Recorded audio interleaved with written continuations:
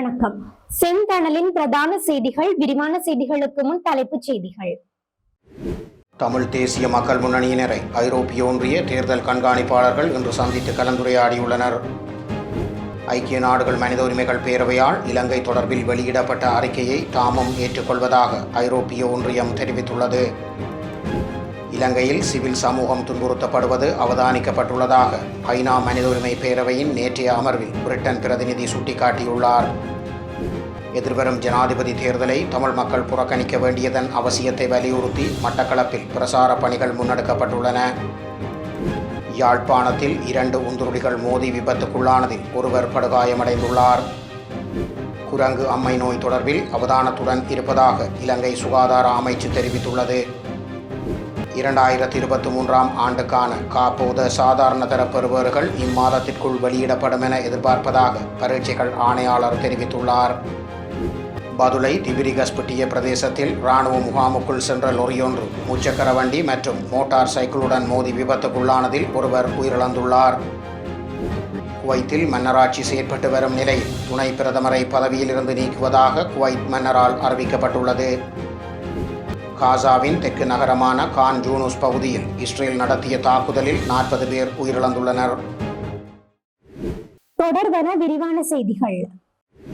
தமிழ் தேசிய மக்கள் முன்னணியினரை ஐரோப்பிய ஒன்றிய தேர்தல் கண்காணிப்பாளர்கள் இன்று சந்தித்து கலந்துரையாடி உள்ளனர். தமிழ் தேசிய மக்கள் முன்னணியினரை இன்று ஐரோப்பிய ஒன்றிய தேர்தல் கண்காணிப்பாளர்கள் சந்தித்து கலந்துரையாடியுள்ளனர். இந்த சந்திப்பு இன்று பிற்பகல் 1:30 மணியளவில் தமிழ் தேசிய மக்கள் முன்னணியின் தலைமைச் செயலகத்தில் நடைபெற்றுள்ளது.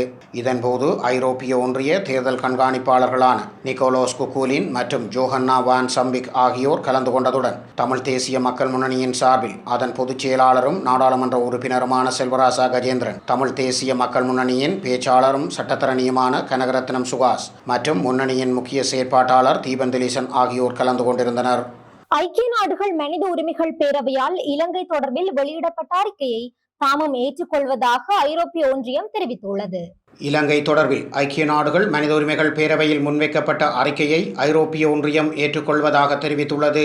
ஐக்கிய நாடுகள் மனித உரிமைகள் பேரவையில் ஐரோப்பிய ஒன்றியம் நேற்று தமது நிலைப்பாட்டை அறிவித்துள்ளதாகவும் குறிப்பிடப்படுகின்றது. சுவிட்சர்லாந்தின் ஜெனீவாவில் ஐக்கிய நாடுகள் மனித உரிமைகள் பேரவையின் 57வது கூட்டத்தொடர் நேற்று ஆரம்பமாகியுள்ளது.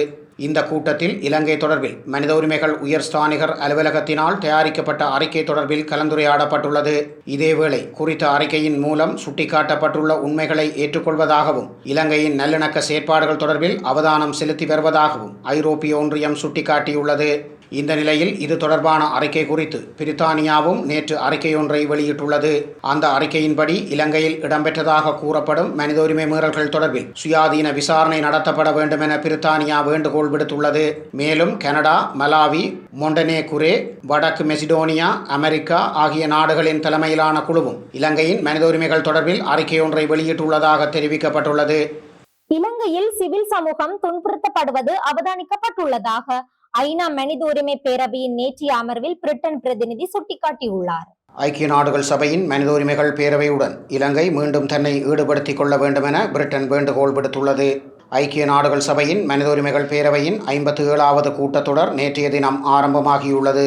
குறித்த கூட்டத்தொடரில் இலங்கையின் நல்லிணக்கம், பொறுப்புக்கூறல் மற்றும் மனித உரிமைகளை மேம்படுத்தல் என்ற தலைப்பில் 51வது கூட்டத்தொடரில் நிறைவேற்றப்பட்ட தீர்மானத்தை மீண்டும் ஓராண்டுக்கு நீடிப்பதற்கு உத்தேசிக்கப்பட்டிருந்தது.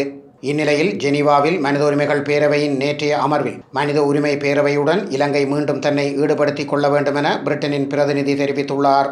இலங்கையில் சிவில் சமூகம் துன்புறுத்தப்படுவது கண்காணிக்கப்படுகின்றது எனவும் அவர் சுட்டிக்காட்டியுள்ளார். இதன்போது இலங்கையில் சமூகங்களிற்கு இடையில் பதற்றத்தை அதிகரிக்கும் நிலத்தகராறு குறித்து சுட்டிக்காட்டப்பட்டுள்ளது. அத்தோடு இந்த நிலத்தகராறு குறித்து தீர்வை காண வேண்டும் என பிரிட்டன் வேண்டுகோள் விடுத்துள்ளது. மேலும் இலங்கை பொறுப்புக்கூறல் நல்லிணக்கத்திற்கான நடவடிக்கைகளை எடுக்க வேண்டும் என கனடாவும் வேண்டுகோள் விடுத்துள்ளமை குறிப்பிடத்தக்கது. எதிர்வரும் ஜனாதிபதி தேர்தலை தமிழ் மக்கள் புறக்கணிக்க வேண்டியதன் அவசியத்தை வலியுறுத்தி மட்டக்களப்பில் பிரச்சார பணிகள் முன்னெடுக்கப்பட்டுள்ளன. எதிர்வரும் ஜனாதிபதி தேர்தலை தமிழ் மக்கள் புறக்கணிக்க வேண்டியதன் அவசியத்தை வலியுறுத்தி தமிழ் தேசிய மக்கள் முன்னணியால் இன்று மட்டக்களப்பு, மொரக்கொட்டாஞ்சேனை மற்றும் மாவடிவேம்பு பிரதேசங்களில் பிரசார பணிகள் முன்னெடுக்கப்பட்டுள்ளன. இதில் தமிழ் தேசிய மக்கள் முன்னணியின் தேசிய அமைப்பாளர் தர்மலிங்கம் சுரேஷ், மாவடிவேம்பு பிரதேச தமிழ் தேசிய மக்கள் முன்னணியின் செயற்பாட்டாளரான மல்லிகா மற்றும் கோதீசன் ஆகியோர் உட்பட செயற்பாட்டாளர்கள் கலந்து கொண்டு மக்களுக்கு ஜனாதிபதி தேர்தலை தமிழ் மக்கள் புறக்கணிக்க வேண்டியதன் அவசியம் குறித்து தெளிவூட்டல்களை வழங்கியதுடன் துண்டு பிரசுரங்களையும் வழங்கி வைத்துள்ளனர். யாழ்ப்பாணத்தில் 2 உந்துருளிகள் மோதி விபத்துக்குள்ளானதில் ஒருவர் படுகாயமடைந்துள்ளார். யாழ்ப்பாணத்தில் 2 உந்துருளிகள் மோதி விபத்துக்குள்ளானதில் ஒருவர் படுகாயமடைந்துள்ளதாக தெரிவிக்கப்பட்டுள்ளது.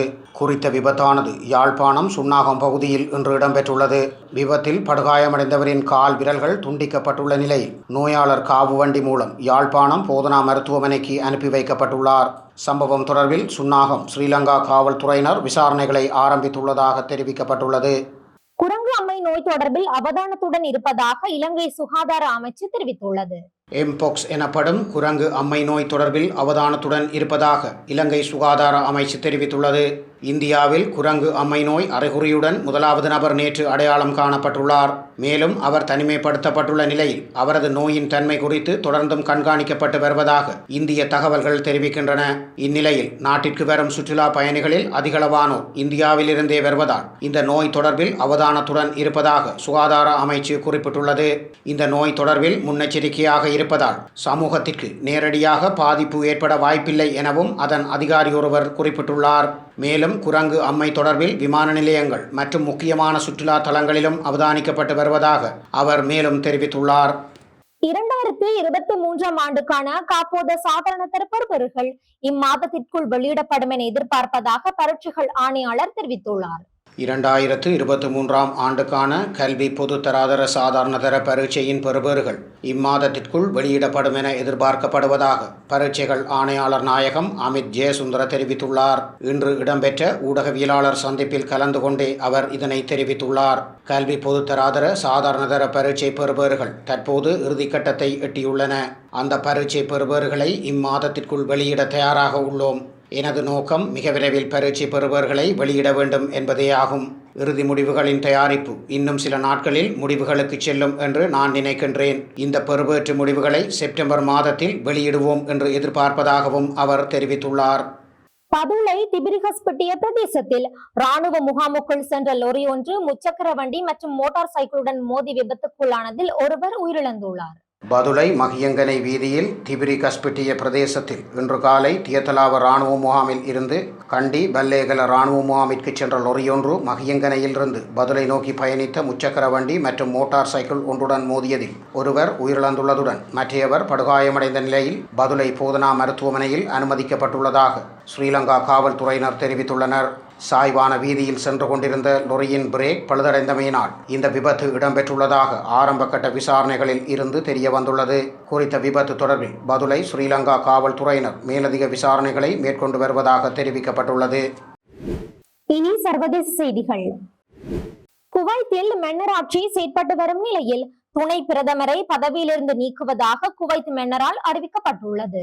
குவைத்தில் மன்னராட்சி முறை செயல்பட்டு வரும் நிலையில் அங்கு காரணமின்றி துணை பிரதமர் பதவி நீக்கம் செய்யப்பட்டிருப்பது உலக நாடுகளிடையே பேசுபொருளாகியுள்ளது. குறித்த தகவலை அந்நாட்டின் அரசு செய்தி நிறுவனம் ஒன்று தெரிவித்துள்ளது.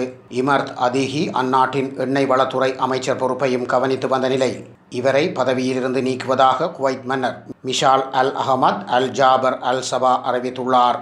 குவைத் நிதி அமைச்சரும் பொருளாதார விவகார அமைச்சருமான நூரா பசாமுக்கு எண்ணெய் வளத்துறை கூடுதல் பொறுப்பாக வழங்கப்பட்டுள்ளதாகவும் மன்னர் அறிவித்துள்ளார். எனினும் அவரது பதவி நீக்கத்துக்கான காரணம் வெளியாகவில்லை. காசாவின் தெற்கு நகரமான கான் யூனிஸ் பகுதியில் இஸ்ரேல் நடத்திய தாக்குதலில் 40 பேர் உயிரிழந்துள்ளனர். காசாவின் முக்கிய தெற்கு நகரமான கான் யூனிஸ் பகுதியில் இஸ்ரேல் நடத்திய தாக்குதலில் 40 பேர் உயிரிழந்துள்ளதாக பன்னாட்டு ஊடகங்கள் செய்தி வெளியிட்டுள்ளன. குறித்த தாக்குதலானது இன்று மேற்கொள்ளப்பட்டுள்ளது. இஸ்ரேல் ஹமாஸ் இடையேயான போர் பல மாதங்களாக நீடித்து வருகின்ற நிலையில் காசா மீது இடைவிடாமல் நடத்தப்படும் தாக்குதல்களால் அங்கு வாழும் பலஸ்தீன மக்கள் கடுமையாக பாதிக்கப்பட்டுள்ளனர். இந்த நிலையில் இன்று மேற்கொள்ளப்பட்ட தாக்குதலில் 40 பேர் பரிதாபகரமாக உயிரிழந்துள்ளதுடன் 60 பேர் காயமடைந்துள்ளனர். இதில் சிலரது நிலை கவலைக்கிடமாக உள்ளமை பலி எண்ணிக்கை அதிகரிக்கும் எனவும் தெரிவிக்கப்பட்டுள்ளது.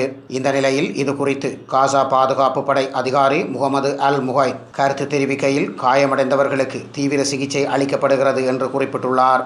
அத்தோடு காணாமல் போன 15 பேரை மீட்பதற்காக எங்கள் குழுவினர் இன்னும் பணியாற்றி வருகின்றனர் எனவும் தெரிவித்துள்ளார். 20 முதல் 40க்கும் மேற்பட்ட கூடாரங்களும் முற்றிலும் சேதமடைந்துள்ளதாகவும் இந்த போரின் மிக கொடூரமான படுகொலைகளில் இதுவும் ஒன்று எனவும் அவர் தெரிவித்துள்ளார். இத்துடன் செய்திகள் நிறைவடைகின்றன. வணக்கம்.